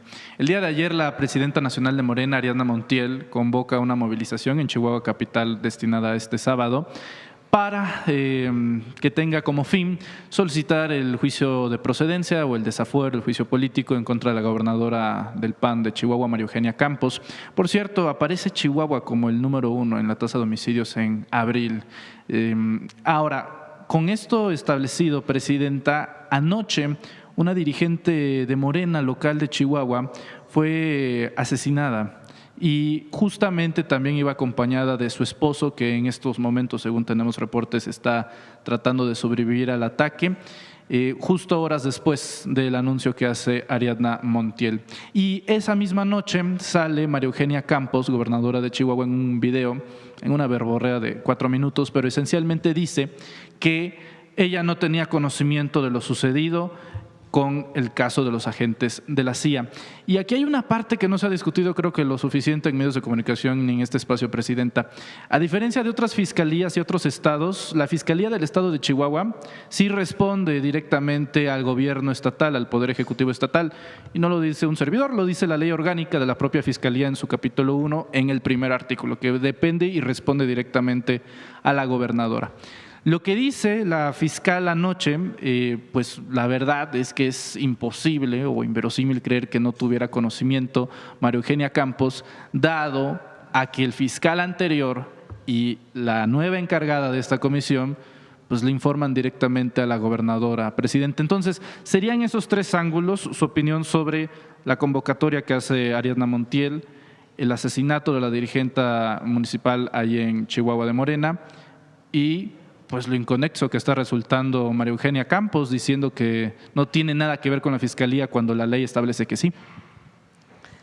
Bueno, lo de Morena pues es decisión de Morena, ¿no? Nosotros no intervenimos en eso, es una decisión pues del partido político que decide.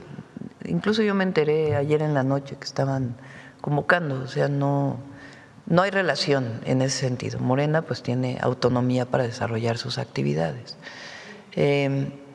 Sobre el caso de la compañera que falleció, tiene que hacerse la investigación. No sería muy aventurado decir que tiene que ver con el contexto que estás planteando. O sea, hay que hacer la investigación y saber por qué fue y actuar en ese caso responsablemente y también con cero impunidad. Y el otro tema pues lo está investigando la Fiscalía. Es cierto, la Fiscalía de Chihuahua es de las pocas fiscalías que no son autónomas, pero la Fiscalía tiene que decir hasta dónde llegan las responsabilidades y cuáles son las responsabilidades y de quién en el marco de la investigación que están haciendo. No me corresponde a mí decir quién es responsable o especular si alguien estuvo o no informado. Eso lo tiene que decidir la Fiscalía. Gracias, Presidenta. Gracias. Proceso, sí. Allá atrás. Gracias, Presidenta. Buenos días. Daliela Escobar, de Proceso. Precisamente sobre el tema de Sinaloa, yo quisiera preguntarle primero, Presidenta, si desde el inicio de su gobierno en algún momento o alguna vez se investigó a Rubén Rocha Moya. No, que yo tenga conocimiento. Okay. Y quisiera preguntarle por qué pues no se hizo, dado que había pues un antecedente en dos momentos. Uno, el tema de las denuncias que se presentaron por las elecciones de 2021, cuando bueno pues acusaban que hubo violencia o secuestros para evitar que perdiera pues Rubén Rocha la elección en Sinaloa. Y la otra, lo que sucedió en el contexto de la captura del Mayo Zambada, quien habría dado a conocer una carta en la que mencionaba que él acudió a una reunión en la que murió Héctor Melesio Cuen, el legislador electo en su momento, y en la que acudiría también Rubén Rocha Moya. Primero, le corresponde al Tribunal Electoral dar la sentencia de una elección, si la elección es válida o no. Entonces no le corresponde y fue en el 2021. No sé si hubo una denuncia en aquel entonces a la Fiscalía General de la República. Lo cierto es que el tribunal dictó que el ganador era Rubén Rocha y no hubo ninguna prueba que se presentara que evaluara el Tribunal Electoral que garantizara que había habido algún problema o que sustentara que había habido algún problema. Entonces, la institución correspondiente de valorar la elección lo hizo. Eso significa que no hubo ninguna prueba. Hay que decir, por cierto, que en aquella época todavía era presidente del INE Lorenzo Córdoba. O sea, no estaban las nuevas autoridades del INE.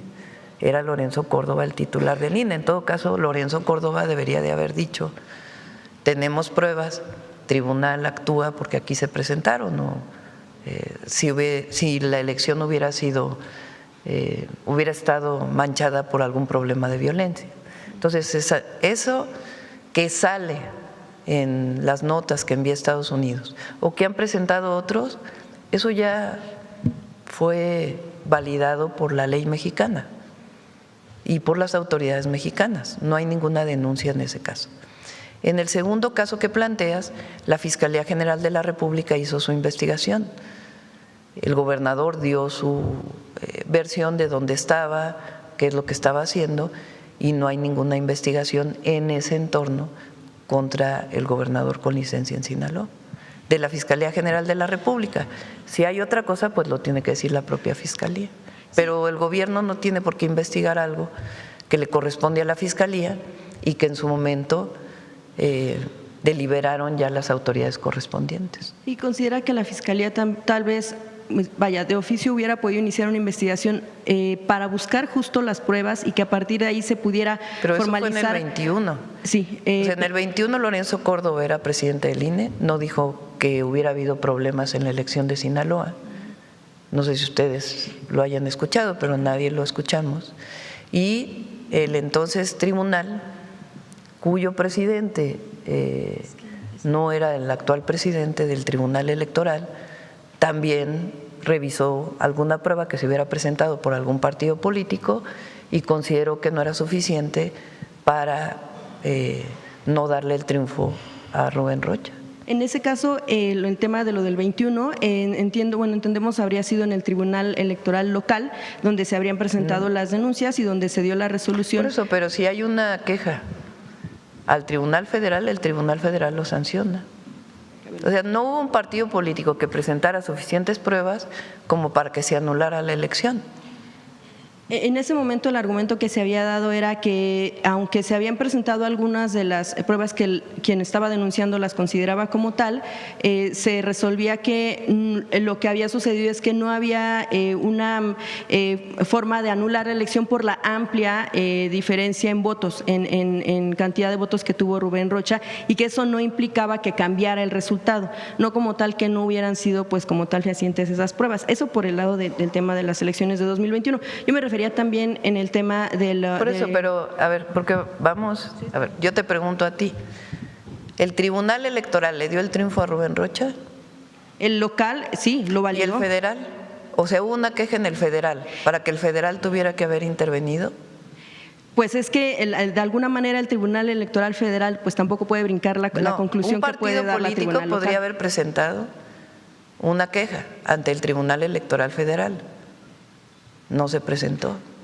Entonces, esa elección de 2021 se validó, incluso si un partido político o un ciudadano hubiera presentado ante la Fiscalía Estatal o la Fiscalía General de la República alguna queja vinculada con esa elección, pues hubiera abierto una investigación. No hubo. Es hasta ahora, en el 2026. Ajá.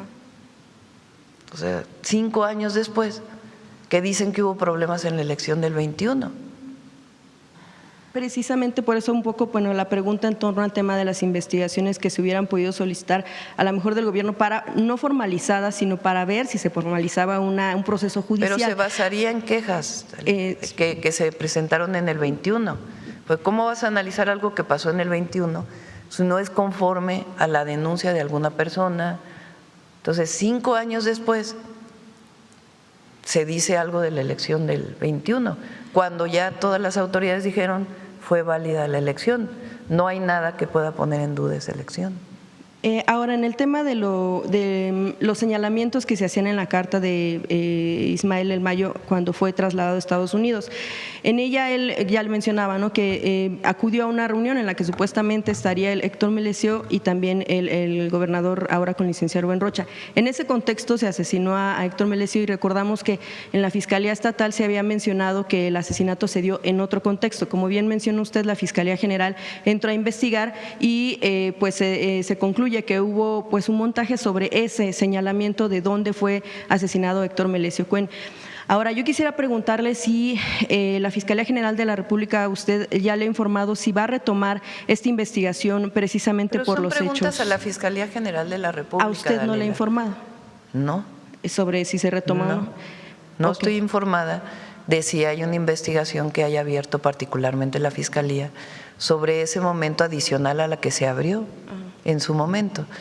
La Fiscalía General de la República, entonces, como fiscal, doctor Gertz Manero, abre una investigación, entre otras cosas, para entender cómo fue que un avión llegó a México, se llevó a este delincuente y lo entregó en Estados Unidos. Incluso fueron hasta Estados Unidos a hacer las investigaciones, porque ese tema nunca quedó claro, la participación, si hubo participación o no de alguna institución de los Estados Unidos. Siempre quedó la duda. En todo caso, es la Fiscalía que tiene que informar hasta dónde llegó la investigación que encabezó el doctor Gertz Manero y por qué no hubo, en todo caso, en ese momento, algún proceso adicional que se tuviera que llevar a cabo. Pero ese es un asunto de la Fiscalía, no de la presidenta, porque en el caso federal sí es autónoma la Fiscalía y hay coordinación con la fiscal. Por supuesto, viene incluso a los gabinetes de seguridad muchos de los días para estar coordinando las acciones para la seguridad del país.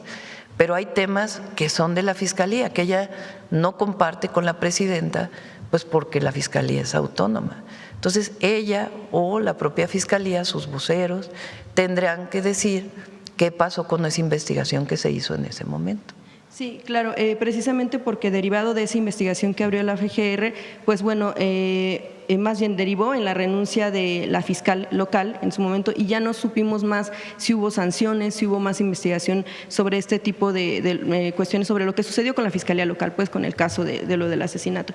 Y finalmente, bueno, sobre el tema de lo de las elecciones, nada más quisiera preguntarle, presidenta, bueno, usted ya ha mencionado que se validó en su momento y todo, pero ha dicho también usted que son necesarias las pruebas. En su momento también el gobernador con licencia, Rubén Rocha, cuando era candidato, había dado algunas declaraciones en torno a que pues había que encontrar la forma pues de coordinar o de tener alguna especie de, no lo llamó como tal acuerdo, sino una especie de acuerdo o arreglo que pudiera darse con el crimen organizado por el tema de cómo pudieran operar y que eso no siempre lo admiten los gobiernos. ¿Eso no constituiría una prueba, presidenta? Pues no, es una opinión de él, yo no estoy de acuerdo, pero de ahí a decir que eso significa que él tenía acuerdos, pues es muy distinto. Una cosa es una entrevista donde él da una opinión y otra cosa en todo caso son los hechos posteriores, que los tiene que investigar en todo caso si alguien presenta una denuncia o frente a lo que tuviera la Fiscalía de la investigación, entonces pues dar sus conclusiones. Yo no estoy de acuerdo con esa posición que dio en su momento el candidato a gobernador. Ahora, si hablamos de quiénes son los que tenían relación con grupos delictivos, pues hay una historia muy larga. Aquí mismo Pedrero entrevistó en su momento a el hijo de… ¿Qué fue candidato? Gutiérrez Rebollo. Y él denunció incluso a un expresidente que tenía relación. ¿Es cierto o no? Son casos que se han puesto sobre la mesa. Y hay muchos otros. Recientemente vi una nota sobre Proceso de la época de Raúl Salinas. Es más, platicamos de ese tema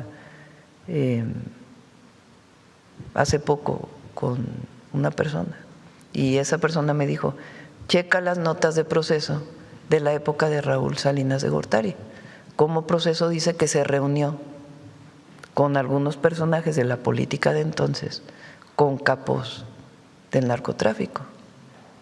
Está en Proceso.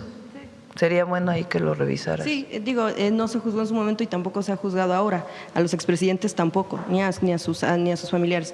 Pero bueno, también quisiera preguntarle, presidenta, nada más sobre este tema, ¿por cuánto tiempo se le dará protección al gobernador con licencia Rubén Rocha? Se protege la vida como se protege la vida de cualquier persona que pudiera tener algún riesgo. Entonces, como gobernador de Sinaloa tenía su propia protección, y ahora él solicitó protección y se le da, igual que se le da a otras personas que lo solicitan a partir de un análisis de riesgo. ¿El gobernador lo solicitó entonces? Sí. Okay. Y bueno, ya nada más finalmente, Presidenta, ¿usted tienen información sobre esto que se había reportado de que dos hijos de el Chapo Guzmán estarían ya en contacto con Estados Unidos para la posibilidad de dar? No tenemos información. No, Estados Unidos no les ha compartido absolutamente nada. Y bueno, ya nada más, Presidenta, sobre el tema del… Ahora sería interesante, ¿no? Sí. Pues fíjense lo que… Es decir, a partir de la detención de este narcotraficante que es llevado a Estados Unidos, que nunca quedó claro cómo se fue, empieza un conflicto de ese mismo grupo interno, derivado de una traición interna y la violencia que se desata en Sinaloa. Para todos los que se dedican a investigar estos temas, pues es interesante que se revise cómo es que se da esta situación. ¿Qué hace el gobierno? Bueno, es nuestra visión, la visión de la presidenta Claudia Sheinbaum y de su gabinete de seguridad. Construir la paz y la tranquilidad para el pueblo de México. ¿Cómo? En el marco de la ley, con una estrategia que va dando resultados. Si en algún otro gobierno que en el pasado se dio, pues ahí está el caso tan sonado que hemos dicho aquí de García Luna, que hizo acuerdos con un grupo criminal. Entonces, si algún otro gobierno piensa otra cosa, lo habrán pensado en su momento. Nuestro caso no es así. Sí, bueno, García Luna pues fue juzgado en Estados Unidos también, gracias a eso pues lo vemos encarcelado. Y quisiera preguntarle sobre otro tema, Presidenta, sobre el informe de la Comisión Interamericana de Derechos Humanos que reconoce pues una crisis humanitaria en cuanto al tema de desaparición de personas y también, bueno, grave crisis de derechos humanos y sobre todo el reto del tema de la identificación humana. Sí hace, por supuesto, un reconocimiento sobre los cambios robustos que considera que se han dado incluso desde 2018, lo mencionan como tal en el informe, y reconoce que también hubo desapariciones durante la llamada Guerra Sucia, pero actualmente se encuentran, dice, en la autoría de las desapariciones corresponde en gran medida al crimen organizado y en varios casos ha sido en contubernio con funcionarios. No lo generaliza, pero lo destaca. Dice también que es un hecho generalizado y en varias partes del territorio, no como tal de los hechos del contubernio. También, bueno, pues lo que dice sobre los retos para la protección de las personas o los colectivos de buscadores, apenas, bueno, pues lo que hemos visto fue pues el feminicidio de dos de ellas, una madre y su hija, que buscaban a uno de sus familiares, aún lo encontraron sin vida, seguían ayudando, ellas Patricia Costa y su hija Jauregui. Lo que menciona, esto fue en Salamanca, Guanajuato. ¿Qué avances tienen sobre el tema? Y también, bueno, por otro lado, de una vez ya para preguntarle, en proceso se publica la carta que le dirige una madre a usted, la madre buscadora, la señora María Guadalupe Guzmán, de quien su hijo desapareció hace 33 años, es el teniente de infantería Miguel Orlando Muñoz. Eso, lo que ella menciona es que desapareció en instalaciones del batallón de Ciudad Juárez. Ayer tenía la intención de preguntarle al secretario Trevilla, pero bueno, preguntarle a usted, Presidenta, si se daría la instrucción de ver qué respuesta le puedan dar a la señora, porque dice que se ha obstruido el caso para saber qué pasó con su hijo dentro de estas instalaciones y bueno, pues en esta carta dirige usted se lo solicita. El informe que hace la Comisión Interamericana de Derechos Humanos puede ser que en algunas cosas no coincidimos, pero creo que lo que hay que recuperar es que reconoce que hay el avance del Gobierno de México y que estamos atendiendo. Eso permite pues mucho más coordinación y colaboración con la Comisión y con otras instituciones en otro caso de Naciones Unidas. La secretaria Rosicela, yo le pedí que cada determinado tiempo informe sobre el tema de desaparecidos. Se está trabajando en distintas áreas y quisiera que ella lo informara. ¿Qué característica yo le pedí a este informe? Que previamente se lo presente a los colectivos por respeto a los familiares de personas desaparecidas. Entonces, antes de presentar una cosa pública, hay que presentarlo primero a los familiares y a los colectivos. Hoy hay una reunión de colectivos, Rosicela no va a poder estar porque está en Guerrero, pero sé que incluso va a ir la fiscal en el estado de Tlaxcala y ahí van a tener una reunión, como otras reuniones que se han estado teniendo. Una vez que venga esta reunión, ella podrá informar públicamente otras acciones que se están tomando para poder localizar a las personas desaparecidas, tanto en vida como si lamentablemente fallecieron. Y sobre los casos de las mujeres buscadoras y de la carta que… De la carta se lo pedí ya al general Trevilla, que pudiera revisarse el caso de esta madre que menciona este tema. Gracias. Bueno, una más si les parece. A ver, la compañera. ¿Qué tal, presidenta? Sí. Buenos días, Sandy González, periodista de Quintana Roo, Canal 5 TV Cozumel. Bueno, antes que nada, pues agradecerle igual por la magna obra que ha inaugurado hace poco en Cancún, Quintana Roo, una obra de más de 11 kilómetros que muy necesario era en esta zona para pues, la circulación de los turistas, ¿no? Presidenta, preguntarle rápidamente 3 preguntas. La primera acerca de, bueno, hace algunos días se dio a conocer ya las actividades que está haciendo el tren de carga del Tren Maya en Yucatán. Preguntarle si en qué tramos específicos va a estar trabajando este tren de carga y asimismo cuándo se espera inicio operaciones comerciales de carga y serían fechas tentativas en este 2026 y qué volúmenes de carga se proyectan al mover en la primera etapa y cómo se compara con las proyecciones iniciales.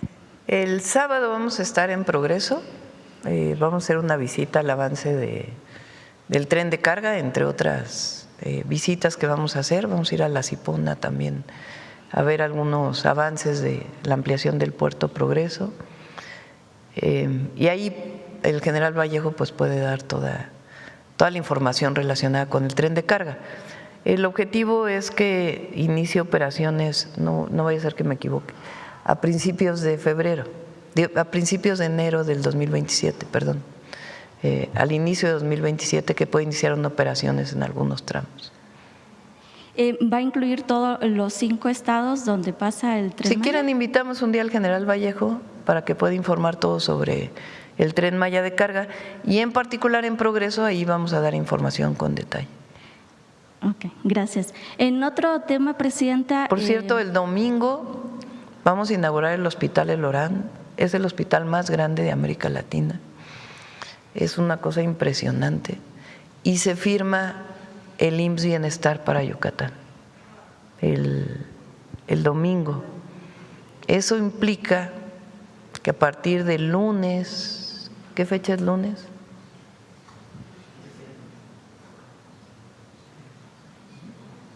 ¿Lunes qué día es? 18. Todos los servicios de salud del estado de Yucatán serán gratuitos, que no son gratuitos todavía. La agenda completa, vamos a Campeche el viernes, luego vamos a Yucatán, vamos a Progreso a inaugurar una preparatoria, una universidad, vamos a Puerto Progreso a revisar el tren Maya de carga. Marina hizo un hospital para la Marina y el hospital en donde antes su antigua instalación se la va a dar al ISSSTE para que el ISSSTE pueda tener un hospital ahí, y lo vamos a renovar y después el domingo la inauguración del Hospital El Orán. Gracias. Presidenta, en otro tema, hace algunas semanas usted anunció acerca de las encuestas que está o que va a realizar Morena para elegir a sus candidatos en los 17 estados que están por renovarse en este 2027. Sí, pero eso ya le corresponde a Ariadna ya. Yo nomás dije que en Morena se hacen encuestas, pero ya no nos corresponde a nosotros. No, al gobierno no le corresponde. No, yo no me voy a meter a decidir quiénes son los candidatos de Morena.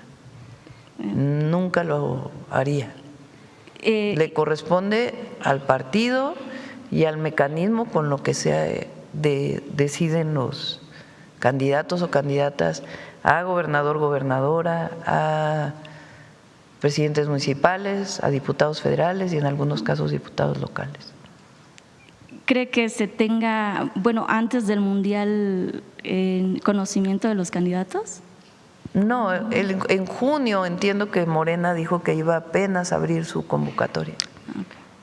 En este sentido, ante los cambios que ha hecho la dirigencia nacional de Morena, ¿usted cree pertinente de que también se hagan cambios en las dirigencias estatales? No, eso yo no me meto. No, Morena se coordina, lo hacen muy bien. Lo hizo muy bien Luisa María y lo está haciendo muy bien Ariadna y ya les corresponde a ellos. Okay. A ellas. En otro tema, Presidenta, en cuestión a lo del sargazo en el estado de Quintana Roo, se ha percatado arribos masivos de esta alga en varias zonas de las playas de Quintana Roo. Preguntarle cómo van los avances de la SEMA. Si quieren lo presentamos un día. Situación. Ha estado trabajando Rosaura con Alicia Bárcena y con la gobernadora, con Mara Lezama. Hay avances. El tema es cómo se recolecta todo y después ya cómo se transforma. Y se está trabajando en ello. Hay muchos avances. Incluso la gobernadora ha hecho muchísimo trabajo alrededor de ello. Pero para darle una solución integral están trabajando las dos secretarias y la gobernadora. Ok, sí, porque empresarios y quienes también apoyan a recolectar esta alga, buscan un lugar en específico para poder colocarlo y no se descomponga y no cause mal olor en varias áreas de la playa. Sí. Okay. Muchas gracias. Gracias. Presidente. Vamos con el detector de mentiras.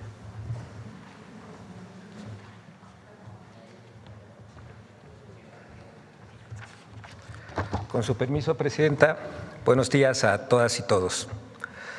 Con el detector de mentiras se contribuye a proteger el derecho del pueblo de México a recibir información veraz. Ante las estrategias de los que patrocinan la mentira a través de medios de comunicación y comentócratas, se ejerce el derecho de réplica mostrando la verdad y evidenciando los intentos de manipulación. Quienes desde el extranjero importan falsedades y las reproducen en nuestro país, exponen sus intereses ante un pueblo consciente que defiende su soberanía, la justicia y la verdad. Veamos el detector de mentiras de esta semana.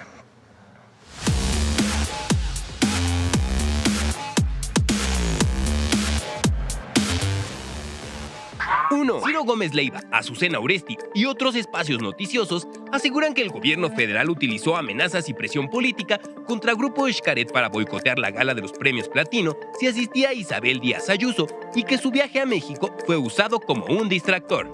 ¡Mentira! El 8 de mayo de 2026, Grupo Xcaret desmintió haber recibido amenazas o instrucciones del gobierno federal para cancelar los premios. El evento se realizó bajo gestión privada sin contratiempos. En todo momento, se garantizó la total libertad de movimiento y de expresión de Isabel Díaz Ayuso en México. Es falso que su visita fuera un distractor, ya que su agenda fue impulsada principalmente por sectores de oposición y medios críticos, no por el gobierno. 2. Chumel Torres, Loret de Mola y Patti Chapoy aseguraron que la visita de la banda coreana BTS a Palacio Nacional fue improvisada por el gobierno de México como un distractor. ¡Mentira! La visita de BTS a México fue anunciada desde el 13 de enero de 2026, días después mediante una carta enviada por la presidenta Claudia Sheinbaum, y como resultado de una gestión diplomática formal con el presidente de Corea del Sur, se programó la visita de BTS a Palacio Nacional y la ampliación de sus presentaciones en el país para 2027. 3. En espacios de TV Azteca y Latinus aseguraron que el Instituto Nacional de Migración realiza redadas contra migrantes en la Ciudad de México. ¡Mentira! El Instituto Nacional de Migración desmintió que realice redadas y operativos contra personas migrantes e informó que la actuación consignada como supuestas redadas obedeció a un oficio de colaboración solicitado por las autoridades competentes de la Ciudad de México con la intención de prevenir algún acto delictivo, por lo que tampoco se trató de operativos arbitrarios contra personas migrantes. 4. Pedro Ferriz y espacios de TV Azteca sostuvieron que consulados de México introducen ideologías políticas en Estados Unidos. ¡Mentira! La labor de los consulados es exclusivamente de protección ciudadana, asistencia a mexicanos y funciones diplomáticas. La presidenta Claudia Sheinbaum subrayó que México respeta estrictamente la autodeterminación de los pueblos. Por mandato constitucional, el gobierno de México no interviene ni influye en la política interna de los Estados Unidos. 5. El noticiario matutino de TV Azteca difundió que el jitomate cuesta 260 pesos el kilo. ¡Mentira! El precio más bajo del jitomate bola en México se registró en La Paz, Baja California, con un costo de 27.9 pesos el kilogramo, y el más alto en Puebla y el Estado de México, con un precio de 119 pesos por kilo. 6. CNN aseguró que la CIA facilitó un operativo con una explosión en Tecámac, Estado de México, en contra del cártel de Sinaloa. ¡Mentira! El secretario de Seguridad y Protección Ciudadana, Omar García Harfuch, rechazó categóricamente cualquier versión que pretenda normalizar o sugerir la existencia de operaciones letales, encubiertas o unilaterales de agencias extranjeras en México. La cooperación internacional está limitada estrictamente al intercambio de información y coordinación institucional bajo los mecanismos formales de la Secretaría de Relaciones Exteriores y el Gabinete de Seguridad.